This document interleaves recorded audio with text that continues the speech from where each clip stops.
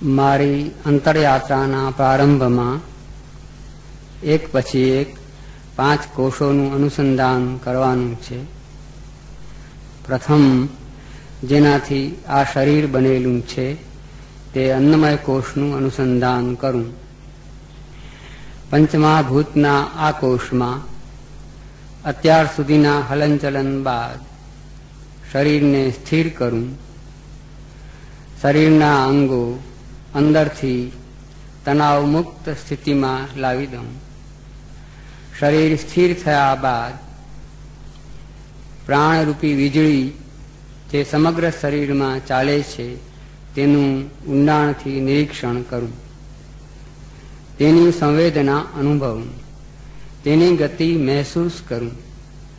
મસ્તકમાં બહારથી જે બ્રહ્માંડ વ્યાપી ઉર્જા છે તેને પ્રવેશવાનું દ્વાર છે.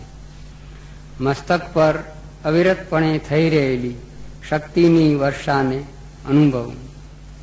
પરમાત્મા રૂપી પ્રાણ મારા પ્રાણમાં બ્રહ્મનુંદના દ્વારેથી પ્રવેશી રહ્યો છે.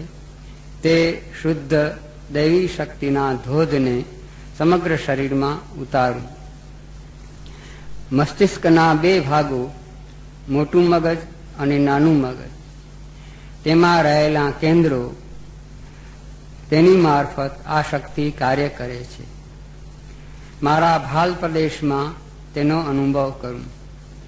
તે માટે ડાબા લમણાથી જમણા લમણા સુધી ધીમે ધીમે પ્રવાસ કરું. સમગ્ર કપાલ પ્રદેશમાં મારો આંતરિક હસ્ત ફેરવું. ત્યાં કંઈ ભાર, દુખાવો, દબાણ, ચામડી નીચેની સંવેદના, ત્યાંથી બરાબર વચ્ચે આવી આજ્ઞા ચક્ર ઉપર સ્થિર થાઉં. ત્યાં મારું સંકલ્પ કેન્દ્ર છે. બધા સંકલ્પો ત્યાંથી ઉઠે છે. હવેથી ત્યાંથી શુભ સંકલ્પ જ ઉઠશે તેવો ભાવ રાખો. ત્યારબાદ જમણી આંખમાં ધ્યાન દઉં. કંઈ ગરમી, ડોળાનું હલનચલન વગેરે. એ રીતે ડાબી આંખમાં. પછી બંને આંખો સાથે કેન્દ્રિત થાઉં. જમણા કાન તરફ આગળ વધું. તેનો બહારનો ભાગ, અંદર જતા અવાજો, અંદરથી જ ઉઠતા અવાજો, એ જ પ્રમાણે ડાબા કાનમાં ધ્યાન દઉં. જે અંગોમાં કહેવામાં આવે ત્યાં જ મારી પ્રાણશક્તિનો વીજળીનો પ્રવાહ અનુભવવા કોશિશ કરું. ત્યાંથી પ્રવેશતા જમણો ગાલ, ડાબો ગાલ, નાક ઉપર આવીને જમણા નસકોરામાં પ્રાણનો પ્રવાહ, ડાબા નસકોરામાં પ્રાણનો પ્રવાહ, બંનેમાં શ્વાસને ત્યારબાદ એક સાથે અનુભવું. શ્વાસની સંખ્યા ગણવાની જરૂર નથી, પણ શ્વાસ ઉપર ધ્યાન દેવાનું છે. શ્વાસ અંદર જાય ત્યારે રાધે બોલાશે, બહાર નીકળે ત્યારે કૃષ્ણ બોલાશે. અંદર લેવાનો શ્વાસ લાંબો થશે, બહાર છોડવાનો શ્વાસ ટૂંકો થશે. એમ થોડીક વાર રાધે કૃષ્ણ શબ્દ સાથે શ્વાસનું અનુસંધાન કરું.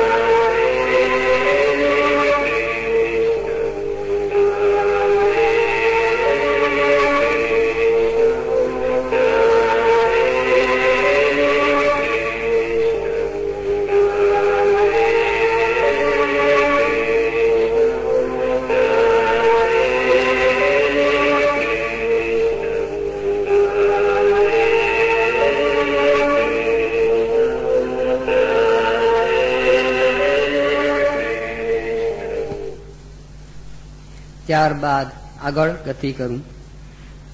બંને હોઠ ઉપર થઈ ચીબુકના ભાગે, ત્યાંથી ગળા ઉપર. ગળામાં અન્નનળી અને શ્વાસનળી બંને ભેગી થાય છે, ત્યાં ધ્યાન દઉં. અંદર કંઈ અશુદ્ધિ. ત્યાંથી ધીમે ધીમે શ્વાસનળીના બે ભાગ પડી બંને ફેફસાઓમાં જાય છે. ફેફસા ઉદરપટલને આધારે ફૂલે છે અને સંકોચાય છે. ઉદરપટલ નીચે જાય ત્યારે ફેફસા ફૂલે છે. ઉદરપટલ ઉપર આવે ત્યારે ફેફસા સંકોચાય છે. આ રીતે થોડોક વખત ફેફસાની ગતિને અનુભવું. ફક્ત ફેફસા ઉપર જ ધ્યાન. ફેફસા ફૂલે અને સંકોચાય એના ઉપર જ ધ્યાન દેવાનું છે. તેવી રીતે થોડાક શ્વાસ ગણો.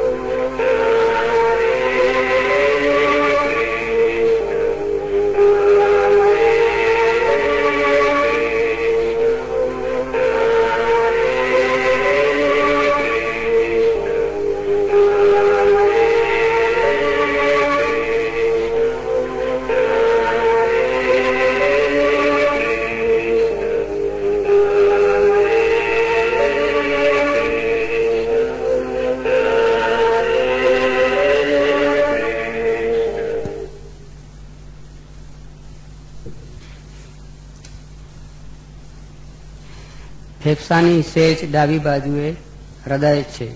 હૃદયના 4 ખાના છે. હૃદયના ધબકારા સાંભળવા પ્રયાસ કરું. 2 પ્રકારના ધબકારા છે. થોડુંક ધબકારા ઉપર ધ્યાન દઉં.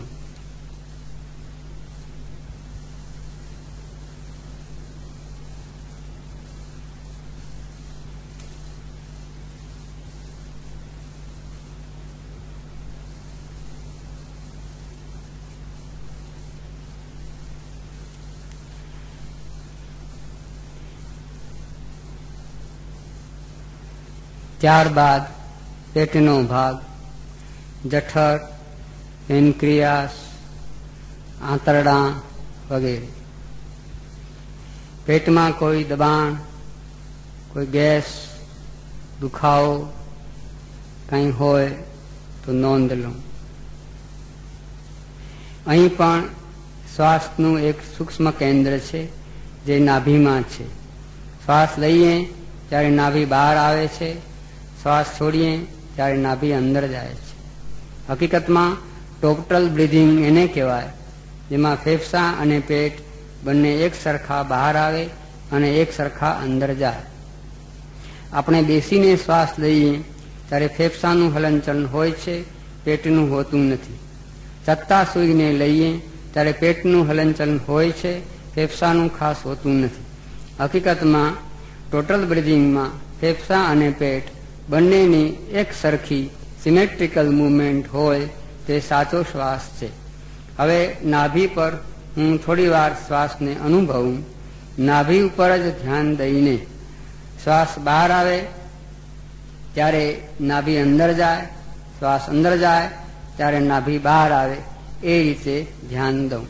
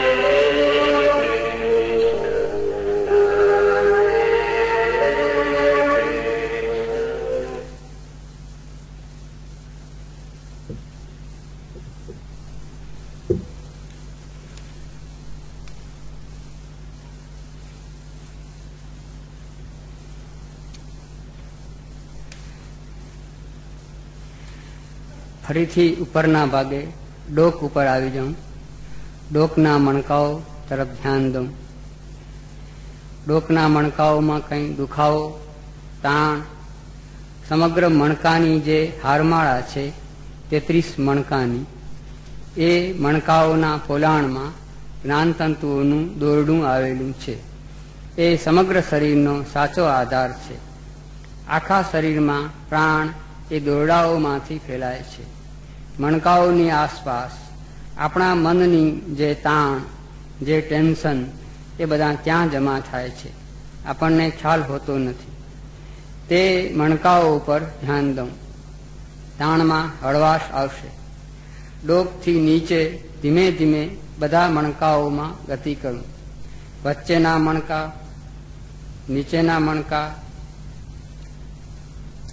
ત્યાંથી કમર ઉપર. કમરમાં કંઈ દુખાવો, ખેંચાણ, કોઈ તકલીફ, પ્રાણનો કરંટ બધે અનુભવવાનો છે. જ્યાં દુખાવો હશે, જ્યાં તાણ હશે, ત્યાં પ્રાણની ગતિ બરાબર અનુભવાશે નહીં. હવે જમણી સાઈડમાં ધીમે ધીમે કમરથી ગોઠણ સુધી આવું. ગોઠણમાં ક્યાંય ખેંચાણ, ક્યાંય દબાણ, સાંધાની તકલીફ હોય તો ત્યાં પ્રાણ અટકી જશે. તો ગોઠણમાં વીજળીનો અનુભવ કરી શકું છું.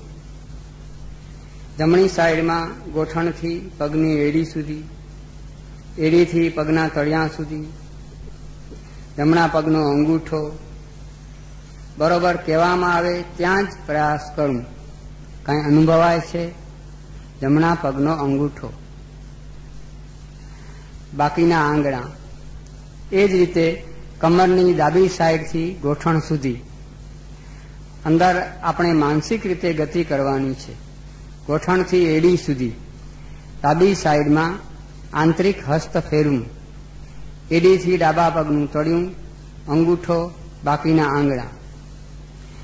તે જ રીતે જમણા ખભા ઉપર આવું. ખભાથી કોણી સુધી, કોણીથી કાંડા સુધી, જમણા હાથની હથેળી, અંગૂઠો, પહેલી આંગળી, બીજી આંગળી, ત્રીજી આંગળી, છેલ્લી આંગળી. હાથની હથેળી અને આંગળાઓમાં સૌથી વધારે પ્રાણ ગતિ કરે છે. ત્યાં ઝણઝણાટીનો અનુભવ થવો જોઈએ. ડાબી સાઈડમાં આવું. ખભાથી કોણી સુધી જુઓ કંઈ થાય છે. કોણીથી કાંડા સુધી, ડાબા હાથની હથેળી, અંગૂઠો, પહેલી આંગળી, બીજી આંગળી, ત્રીજી આંગળી, છેલ્લી આંગળી. આ થઈ સમસ્ત પ્રાણમય કોષની યાત્રા. પ્રાણમય કોષની અંદર મનોમય કોષ છે. થોડીક મનની યાત્રા પણ કરી લઉં. થોડોક મનનો હિસાબ પણ મેળવી લઉં. મનમાં અત્યારે શાંતિ છે, કારણ કે અત્યારે કોઈ કામ નથી, અત્યારે કોઈ જવાબદારી નથી. તેથી મગજમાંથી બહુ સૂક્ષ્મ અને ધીમા આંદોલનો નીકળે છે, જે આપણને ડિસ્ટર્બ કરતા નથી. પરંતુ વ્યવહારમાં મન જ્યારે સક્રિય થાય ત્યારે અંદરથી શું શું બહાર આવે છે એ હું અત્યારે જ જોઈ લઉં. કારણ કે વ્યવહારમાં હોઈએ ત્યારે યાદ રહેતું નથી. દાખલા તરીકે ચિંતાની પ્રકૃતિ નિહાળવી. ચિંતાઓ ક્યારે ક્યારે થાય છે, કઈ કઈ બાબતમાં થાય છે, હું મારો પોતાનો અંગત જવાબ જરાક યાદ કરી લઉં. તબિયતની, કામકાજની, વ્યવહારની. આપણે ફક્ત સાંભળવું નથી, મનમાં આપણા પ્રસંગો યાદ કરતા જવા છે. ટાઈમ સાચવવાની ચિંતા વગેરે. આ ચિંતાઓમાંથી ભય પેદા થાય છે. એ જ રીતે ગુસ્સો ક્યારે ક્યારે આવે છે યાદ કરી લઉં. મારા પોતાના અંગત પ્રસંગો જોઉં. કોઈ દુઃખી નિરાશ થવું નથી, ફક્ત હિસાબ લેવો છે મન પાસેથી, કોઈ કડકાઈ રાખવી નથી, પ્રેમથી હિસાબ માગવો છે. ગુસ્સો ધાર્યું ન થાય ત્યારે, અપમાન થાય ત્યારે, ગુસ્સો પ્રારબ્ધ ઉપર, ભગવાન ઉપર, સ્વજનો ઉપર, પોતાના ઉપર,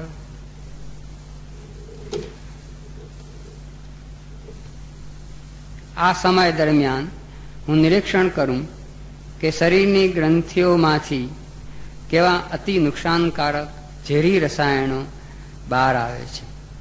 શરીરમાં અનેક ગ્રંથિઓ છે. પિચ્યુટરી, પિનિયલ, થાઇમસ, થાઇરોઇડ, પેરાથાઇરોઇડ, પેનક્રિયાસ, ગોનાડ્સ વગેરે. આ બધામાંથી ગુસ્સા દરમિયાન અતિ ઝેરી રસાયણો નીકળે છે. એને હવે હું યાદ રાખું. એ જ પ્રમાણે મનનું બીજું પાસું લઉં. જીવ ક્યારે ક્યારે બળે છે. શાંતિથી ટેન્શન વગર નિરીક્ષણ કરું. નુકસાન થાય ત્યારે, આપણાથી ખોટું થઈ જાય ત્યારે, કોઈ દુઃખ પહોંચાડે ત્યારે, આપણાથી કોઈને દુઃખ પહોંચાડાઈ જાય ત્યારે ક્યારે ક્યારે જીવ બળે છે. ભગવાનને માર્ગે ગતિ નથી એમાં બળે છે. તો તમને બધાને ધન્યવાદ. કેટલાકનું બાળપણ સાવ મસ્તી વગર જતું રહ્યું હોય તો એ યાદ કરીને બળે છે. 1 મિનિટની જીવની બળતરા કરોડો કોષોને નુકસાન કરે છે. શાંત, શીતળ, પ્રેમમય જીવ બહુ મોટી મૂડી છે. જીવનું બળવું જબરજસ્ત ચિંતાજનક બાબત છે.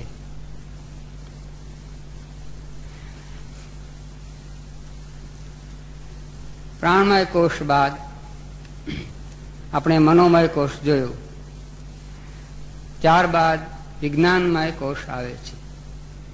વિજ્ઞાનમય કોષનું મુખ્ય ઘટક તત્વ બુદ્ધિ છે. તો થોડી મારી બુદ્ધિ ઉપર પણ નજર કરી લઉં. બુદ્ધિનું મુખ્ય કામ વિચારવાનું છે, નિશ્ચય કરવાનું છે. અહીં આપણે વિદ્વાનની બુદ્ધિ કે અભણની બુદ્ધિ એ રીતે જવું નથી, પણ મારા જીવનમાં જે વિચારોનો ઉપયોગ કરું છું એના ઉપર ધ્યાન દેવું છે.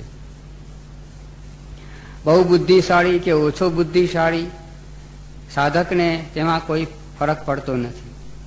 સાધકે મગજની બુદ્ધિની બહુ ચિંતા કરવાની નથી, પણ બુદ્ધિનો ઉપયોગ વિચારમાં કરું છું તો વિચારમાં દોષ ક્યાં ક્યાં આવે છે એટલું જ ધ્યાન દઉં. તો એ બુદ્ધિનું એટલે કે વિજ્ઞાનમય કોષનું નિરીક્ષણ થશે. ક્યારે ક્યારે વિચારવાયુ જેવું થઈ જાય છે. મન વિચારે ચડી જાય છે. કોઈ નિર્ણય લઈ શકાતો નથી. દ્વિધામાં અટવાઈ જવાય છે. આ બધી બુદ્ધિની તાસીરો છે. ત્યારબાદ આવે છે આનંદમય કોષ. એ કોષનું તો વર્ણન શક્ય નથી. તેની ફક્ત અનુભૂતિ જ થાય. એ પણ આગલા 4 કોષો શુદ્ધ થયા બાદ જ અનુભૂતિ શક્ય છે. તો હમણાં ઉતાવળ નથી. ધીમે ધીમે નિયમિત બેસીશ તો એનો પણ અનુભવ થશે.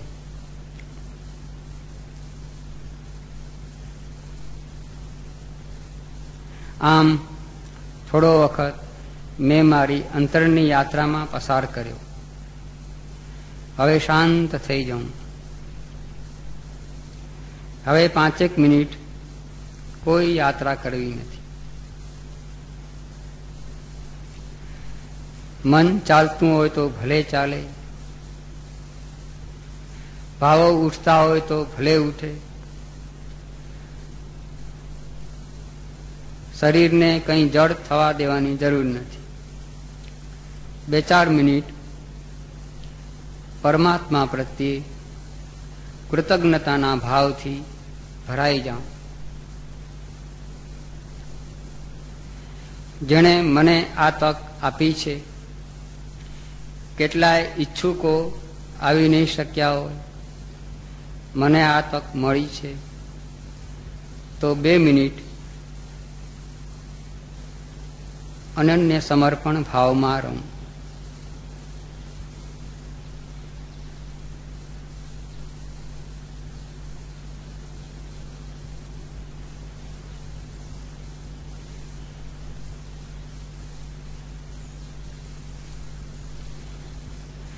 ઓમ યૌઃ શાંતિરંતરિક્ષગું શાંતિ પૃથિવી શાંતિરાપઃ શાંતિ ઔષધયઃ શાંતિ વનસ્પતયઃ શાંતિ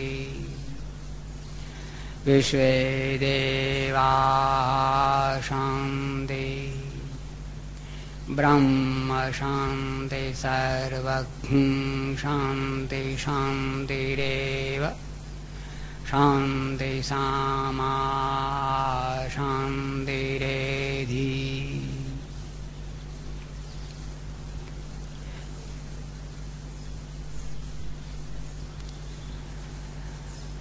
ઓમ માધો વાતારુતાયતે મધુક્ષરન્તો સિંધવઃ માધીર્નઃ સંતોષદેઃ મધુનક્તમુતો શશ મધુમતપાર્થિવગ્રજ મધુદ્યૌરસ્તુ નઃ પિતા મધુમાનૌ વનસ્પતિ મધુમાનસ્તુ સૂર્યઃ માધેર્ગાઓ ભવ.